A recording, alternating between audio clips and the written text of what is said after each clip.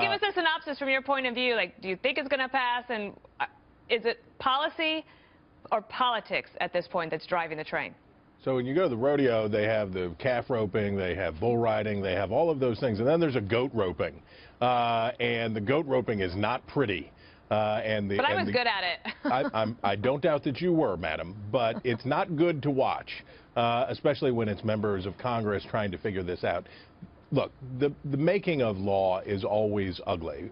In the end, when you get down to it, it's arm twisting, it's this, it's that, it's the other thing. This is a particularly odious spectacle because they have had 7 or 8 years to try to get together behind a replacement. They get to the moment where they have the opportunity. They're trying to put the replacement in, and it turns out nobody likes it.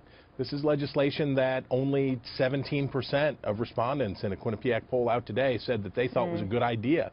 This thing is unpopular, and what the president is basically saying is you got to eat it, you got to do this, we're going to make it better later, but right now you have to do something that's not going to be well liked. The House Freedom Caucus was born out of opposition, and they haven't had a Republican president that would actually lean on them and say you have to vote for that. Is that going to change any minds?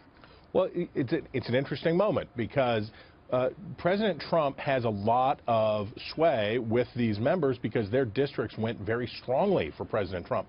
But if they're able to extract out of him concessions that cut into what we used to call the Patient's Bill of Rights, the things that insurance companies must do under Obamacare, these requirements that they must cover sick people, that they must include this kind of coverage, these things, if they do that, then you jeopardize votes on the other side from more moderate suburban Republicans whose districts Donald Trump didn't do very well in, where he doesn't have as much clout.